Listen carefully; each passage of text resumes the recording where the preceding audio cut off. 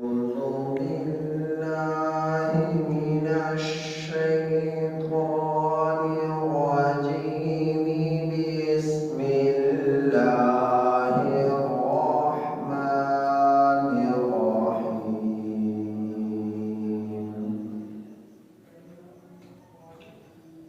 إن الله يأمر بالعدل والإحسان وإيتاء ذي القربى وينهى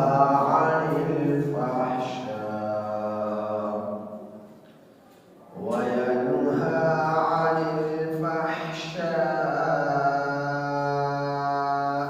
والمنكر والبغي يعظكم لعلكم تذكرون.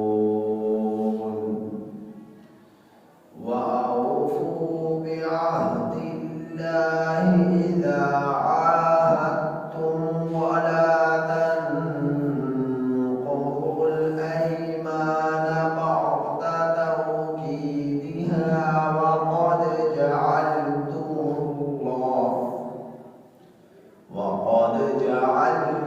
الله عليكم كفيلا. إن الله يعلم ما تفعلون. یہ سورہ نحل کی آیت نمبر 90 تا 91 آپ حضرات کے سامنے تلاوت ہو.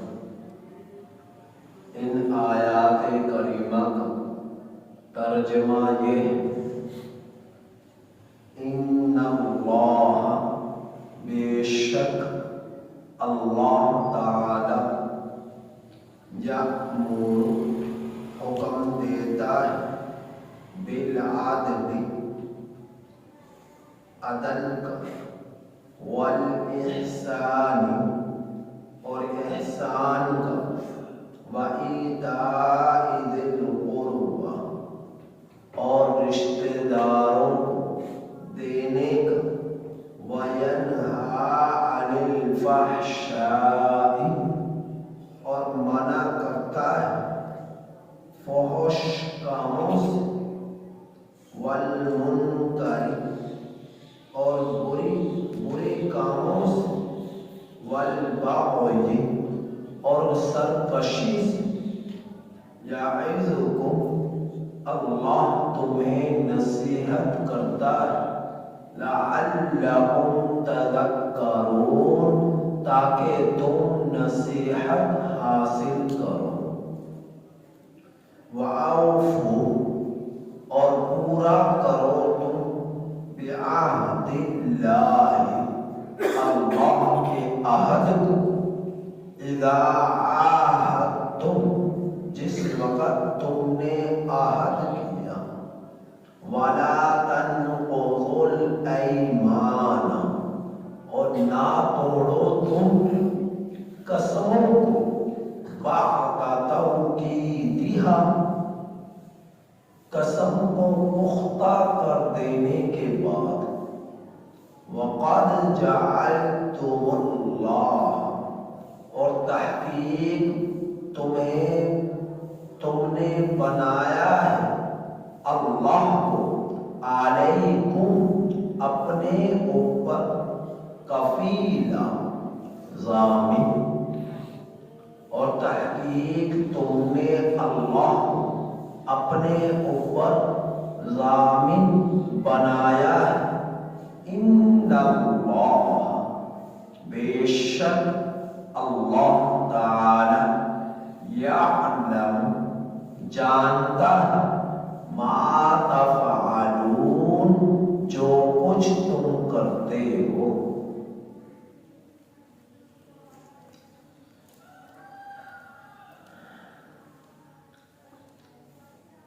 اللہ جل جلالہ نے قرآن کریم کی ان دو آیات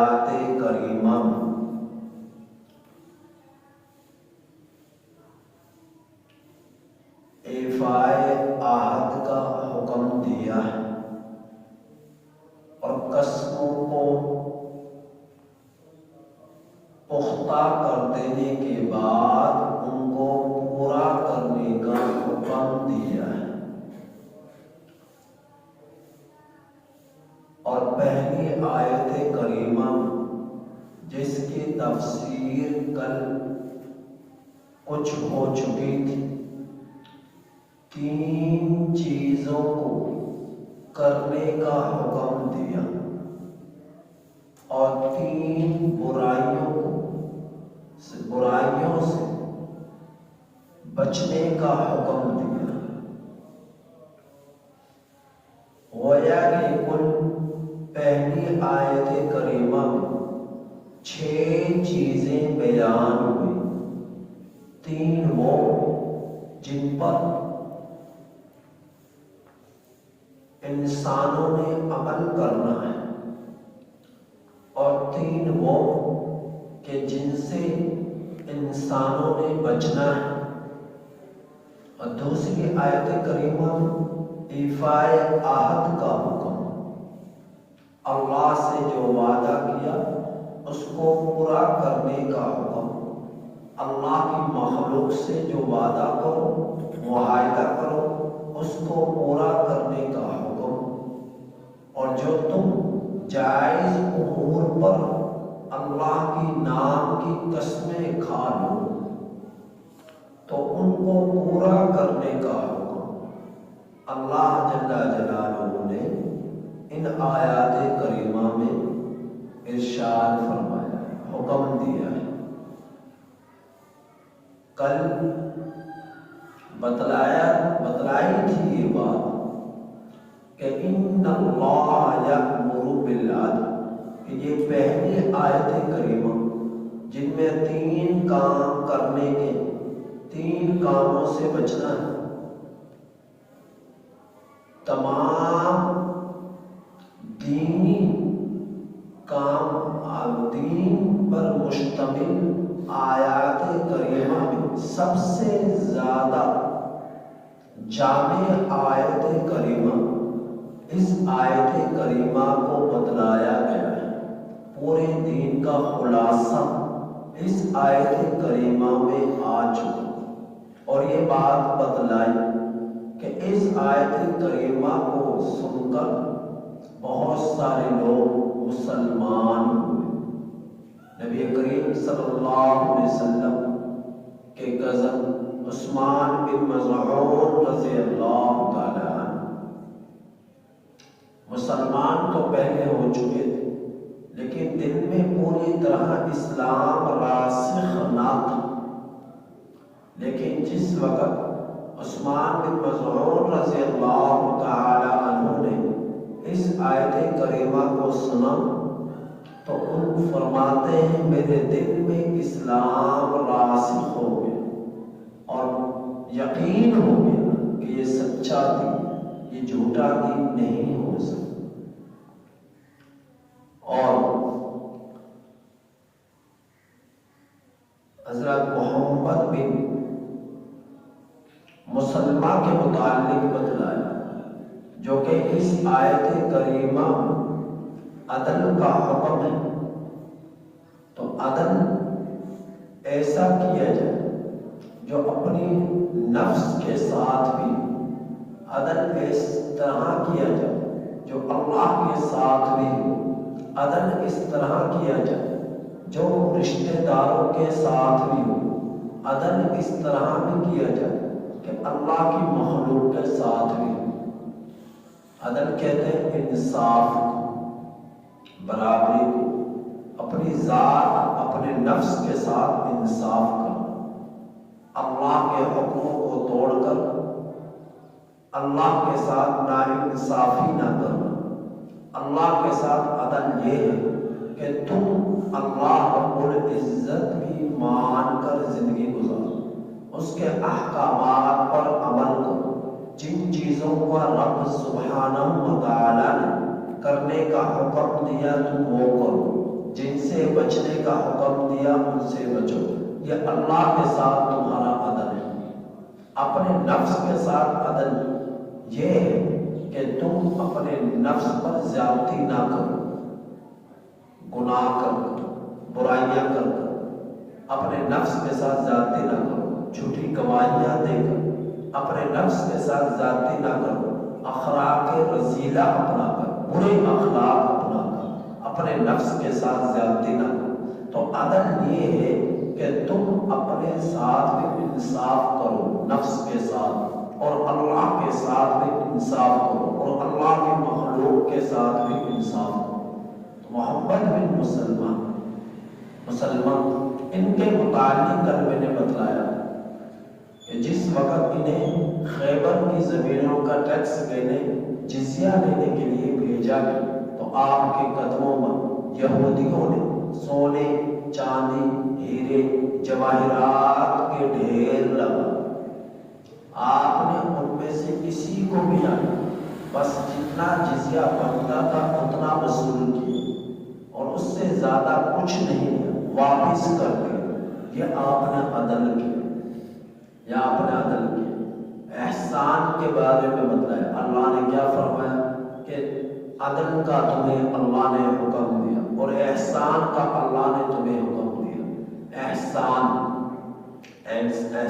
کیا ہے کہ تم اللہ رب العزت کی مخلوق پر احسان کرو۔ کیا احسان؟ کسی کے ساتھ نیکی کر دینا، کسی کے دکھ درد میں اس کا ساتھ دے دینا، بیمار ہوتا ہے تیمارداری کرے، کسی کے ہاں وفات ہوتی ہے تعزیت کے لیے چلے جانا، کوئی مسائل میں پھنسا ہوا اس کی امداد کر دینا، مالی طور پر کوئی پریشان ہے مالی طور پر اس کی امداد کر دینا۔ کسی کو آپ نے کسی کو آپ کوئی چیز بیچتے ہیں، چیز 100 روپے کی ہے، آپ اس پر نیکی کرتے ہوئے، خیال کرتے ہوئے اور 100 روپے کی چیز معمولی نفع کے ساتھ بیچ دینا، معقول نفع کے ساتھ بیچ دینا، یا پھر کسی کے ساتھ آپ نے مزید نیکی کر دی، ایک چیز 100 روپے کی ہے، آپ اسے 120 کی خرید لیں۔ آپ کو اللہ نے مالی وسعت دی کہ یہ بھائی ذرا تنگ دستی ہے، چلو اس کے روزگار میں اضافہ ہو جائے، اس کی مالی خدمت کر دی جائے، اس اعتبار سے دوسرے پر احسان کرنا۔ اور حدیث پاک نبی کریم صلی اللہ علیہ وسلم نے فرمایا احسان یہ کہ جب تم عبادت کرو تو یوں سمجھو کہ تم اللہ کو دیکھ رہے ہو، گویا کہ تم رب سبحانہ و تعالیٰ کو دیکھ رہے ہو، ورنہ اللہ تو تمہیں دیکھ ہی رہا ہے۔ تو یہ یقین کے ساتھ تم اللہ کی عبادت کرو۔ اور تیسرا حکم رشتہ داروں کا دینے کا، کو ان پر خرچ کرنا، رشتہ داروں کو دینا یعنی ان پر خرچ کرنا، ان کی مالی امداد کرنا۔ اور رشتہ داروں کو دینے میں یہ بھی آپ دیجیے کہ ان کے ساتھ حسن سلوک کرنا، ان کے ساتھ ان کے غم میں شریک ہونا، ان کی خوشی میں شریک ہونا، ان کی تنگی میں ان کا ساتھ بننا، ان کا معاون بننا، ان کے حوصلہ افزائی کرنا اور اخلاق حسنہ سے ان کے ساتھ پیش آنا، اخلاق رذیلہ سے بچنا۔ یہ کیا ہے؟ رشتہ داروں کو دینا۔ یہ اس کی تفسیر میں آتا ہے، 3 کام کرنے کا حکم دیا، 3 کاموں سے روکا۔ فحش، اس کی تفسیر کل ہو چکی، منکرات سے بچنا، فحش کاموں سے بچنا، منکرات سے بچنا، ظلم اور زیادتی سے بچنا۔ اللہ تمہیں نصیحت کرتا ہے تاکہ تم نصیحت حاصل کرو۔ اس آیت کریمہ میں کچھ یہ اللہ رب العزت نے مختصر جو میں نے بیان کیا اس کی وضاحت فرمائی کہ 3 کاموں کو تم کرو اور 3 کاموں سے تم بچو۔ تو یہ پورے دین کا خلاصہ ہے، پورے دین کا خلاصہ ہے۔ یہ اقصا بن صفی ان کے مسلمان ہونے کا واقعہ کچھ اختصار کے ساتھ کل میں نے ذکر کیا۔ اس آیت کریمہ کو سن کر یہ اپنے قبیلہ کے سردار، انہوں نے اپنے انہوں نے جانا چاہا کہ جب پتہ چلا آپ صلی اللہ علیہ وسلم کی نبوت کے بارے، آپ صلی اللہ علیہ وسلم کے دین کے بارے، تو اس کا دل چاہا کہ میں جاؤں اور جا کر میں آپ صلی اللہ علیہ وسلم سے ملاقات کروں اور پوچھوں ان کے دین کے بارے میں۔ تو آپ کی قوم کے لوگوں نے کہا کہ آپ نہ جائیں، آپ ادھر ہی رہیں، آپ ہمارے سردار ہیں۔ ہاں اپنے طرف سے کوئی 2 افراد نہیں تھے، تو آپ 2 افراد کو نبی کریم صلی اللہ علیہ وسلم کی خدمت میں بھیجا۔ تو آپ صلی اللہ علیہ وسلم کی خدمت اقدس میں حاضر ہوئے اور حاضر ہو کر آپ صلی اللہ علیہ وسلم سے پوچھا، ما انت وما انت، آپ کیا ہیں، آپ کون ہیں اور آپ کیا ہیں؟ ما انت وما انت، آپ کون ہیں اور آپ کیا ہیں؟ یا نبی کریم صلی اللہ علیہ وسلم سے سوال کیا، تو آپ صلی اللہ علیہ وسلم نے ما انت من انت کا جواب یہ دیا۔ جب انہوں نے کیا کہ آپ کون ہیں، تو آپ نے فرمایا کہ میں محمد بن عبداللہ، وما انت، اور آپ کیا ہیں؟ اس کا جواب میرے نبی نے دیا کہ میں اللہ کا بندہ اور اللہ کا رسول ہوں، میں اللہ کا بندہ اور اللہ کا رسول ہوں۔ اور اس کے بعد نبی کریم صلی اللہ علیہ وسلم نے ان کو یہ آیت کریمہ پڑھ کر سنائی۔ انہوں نے کہا کہ اے اللہ کا رسول، آپ ایک مرتبہ دوبارہ پڑھ دیجیے۔ آپ دوبارہ اس آیت کریمہ کو پڑھا، پھر انہوں نے کہا اے اللہ کے پیغمبر آپ دوبارہ پڑھ دیجیے۔ تیسری مرتبہ پھر آپ نے پڑھا، یعنی کہ یہاں تک کہ ان 2 اشخاص کو یہ آیت کریمہ زبانی یاد ہو گئی۔ تو وہ اپنے قبیلے کے سردار اقصا بن ثقفی کے پاس آئے اور آ کر یہ بتایا کہ ہم نے آپ صلی اللہ علیہ وسلم سے 2 سوال کیے، تو آپ صلی اللہ علیہ وسلم نے ہمیں اپنا نسب بیان کرنے کے بجائے صرف اتنا جواب دیا کہ میں محمد بن عبداللہ، جبکہ ہم نے تحقیق کی اور لوگوں سے تو آپ کا نسب بہت اعلیٰ تھا، آپ کا نسب بہت اعلیٰ، تو نسب کو آپ نے بیان نہ کیا، بس اتنا کہا کہ میں محمد بن عبداللہ ہوں۔ اور جب ہم نے سوال کیا کہ آپ کیا ہیں، تو اس کا جواب بتلایا کہ میں اللہ کا بندہ اور اللہ کا رسول ہوں۔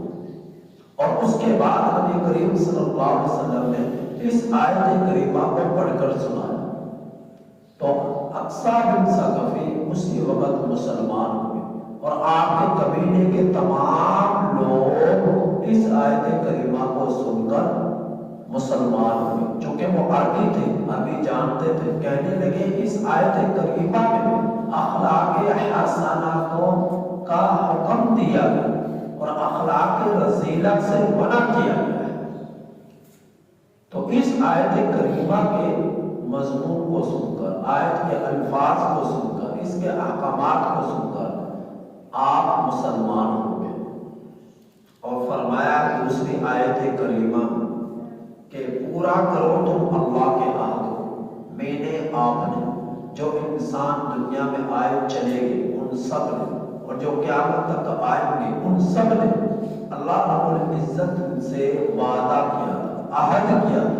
جس وقت اللہ نے پوچھا تھا عالم ارواح میں، الست بربکم، کہ کیا میں تمہارا رب نہیں ہوں؟ تو میں نے آپ نے جو انسان آئے تھے ان سب نے اور جو آئیں گے ان سب نے اللہ رب العزت سے، تمام فرشتوں نے، تمام انسانوں نے اللہ پاک سے اور یہ جواب دیا، قالوا بلا، کیوں نہیں، آپ ہی ہمارے رب ہیں۔ تو اللہ رب العزت